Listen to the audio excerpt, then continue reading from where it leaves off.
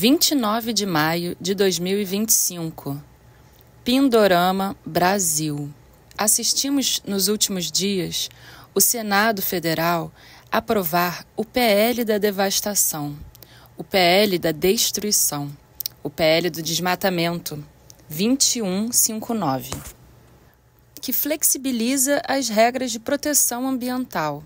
Esse é um tema que eu vou tratar, mas não agora, porque agora eu quero falar de outro PL, do PL do Pazuello, aquele que já foi ministro da Saúde do governo Bolsonaro em plena pandemia e que foi responsável por muitas mortes. Eu estou falando do PL 472/2025, que quer trazer para a nossa Constituição a definição de antissemitismo do IHRA, uma organização de memória do Holocausto. Longe de mim negar o Holocausto praticado contra os judeus. No entanto, a gente precisa analisar, pois esta definição impede que nós denunciemos os crimes de guerra cometidos pelo Estado sionista de Israel. Mas por que é tão importante eu, enquanto brasileira, enquanto tendo esse tema do PL da devastação para abordar, falar sobre Gaza? Antes de mais nada, uma questão moral me impele a falar sobre isso. São os meus próprios valores de solidariedade, de fraternidade e até de compaixão. Mas não só esses. A liberdade e a igualdade também. São os meus próprios valores que me impelem a falar sobre um genocídio em curso, porque eu sou profundamente comprometida com a luta contra esse tipo de violência. Eu não acredito muito nessa coisa de fronteira. Eu sei que existem fronteiras hoje em dia, infelizmente, porque isso só beneficia um poder centralizador, liberal e burguês para tomar conta das nossas vidas e dos nossos recursos. Infelizmente existem essas fronteiras, mas elas não são reais. Nós ocupamos o mesmo território, o mesmo grande território chamado planeta Terra. Somos todos filhos da Mãe Terra, somos todos irmãos, independente de credo, cor, cultura e até independente até de valores. E por isso mesmo eu me dou o dever de combater valores que contradigam a liberdade, a igualdade e a fraternidade entre os povos e entre as pessoas também. Mas principalmente, eu me dou o direito e a missão de combater aquelas ideologias exterministas, colonialistas, assassinas, que muito antes do nazifascismo já existia na Terra.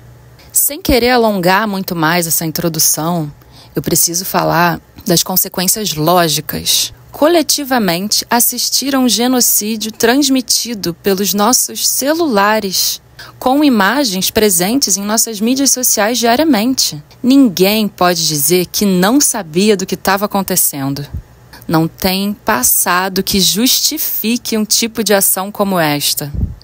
Uma vez que cada Estado nacional tem o seu governo, que se compromete com leis internacionais, um código de conduta guiado por certos valores, uma vez que essas instituições presenciam um genocídio, e isso não causa mobilização na cúpula dos poderes, nós já estamos vulneráveis. Antes da Segunda Guerra Mundial, a regra do capitalismo era a colonização. Tal prática explorou, escravizou e exterminou diversos povos, diversas culturas e diversos territórios. Corpos e subjetividades foram submetidos às maiores brutalidades no sul global. Se eles acabaram com a escravização dos povos pretos em algum momento, não duvide, foi por causa de muita luta e pressão. Não foi porque os sistemas de poder tinham se humanizado. Infelizmente, não foi por causa disso. Com a Segunda Guerra e a expansão do nazismo dentro da Europa, tais práticas colonialistas, exploratórias, exterministas de corpos e de subjetividades foram praticadas dentro do solo europeu.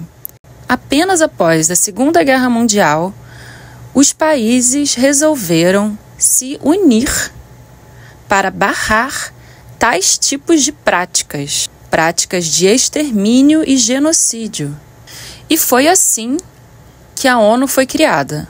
Com todos os problemas que esse tipo de organização como a ONU tem, os Estados-nações que fazem parte dela assinaram diversas convenções e se comprometeram em resguardar certos direitos, como, por exemplo, os direitos humanos. Dessa maneira, todo o mundo atual, ou grande parte do mundo contemporâneo, se comprometeu a defender a dignidade humana e resguardá-la. Eu sei que ao longo do século XX não foi isso que a gente viu na prática. No entanto, a gente tinha desculpa enquanto cidadão de não saber materialmente o que estava acontecendo nos territórios. Tínhamos muito jornalismo acontecendo e denunciando os crimes de guerra do século XX. Mas ainda assim, os perpetradores da violência conseguiam encobrir seus próprios crimes. E muita coisa que era verdade foi questionada. E muitas provas materiais de crimes bárbaros cometidos por Estados-nações foram escondidos. Então, nós, cidadãos do mundo, podíamos dizer que não sabíamos do que estava acontecendo em territórios distantes. No entanto, hoje em dia, com o advento dos smartphones e da tecnologia digital, nós conseguimos transmitir áudio e vídeo com um clique, com um apertar de botões. Em 1 minuto, a conexão entre territórios muito distantes é feita e nós podemos saber a verdade. Nós podemos ser testemunhas oculares do que está acontecendo. Não tem como dizer que nós não sabemos do que está acontecendo em Gaza. Você não precisa de muitos estudos de história ou filosofia para perceber o que está acontecendo na Palestina. Então, por que tratar disso?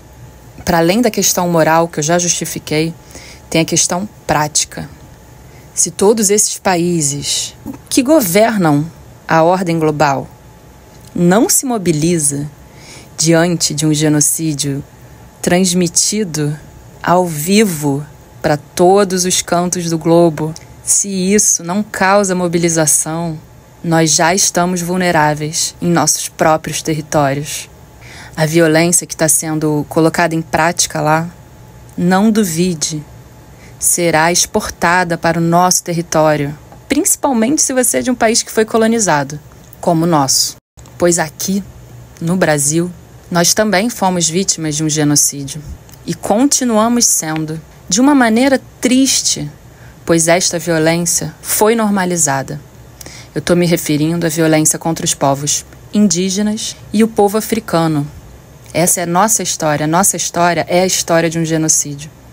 E, infelizmente, o nosso país continua perpetrando essa violência diariamente.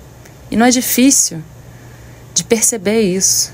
Basta ver as estatísticas de quem é morto pela polícia, com ou sem confronto. Aqui é importante frisar que mesmo um criminoso tem os seus direitos humanos garantidos pela lei. Então, dito isso, eu deixo com vocês o áudio que eu gravei falando com meu amigo Rodolfo Salme, do canal Cidadania e Ambiente, que tem abordado esse tema no canal dele e feito a defesa do povo palestino.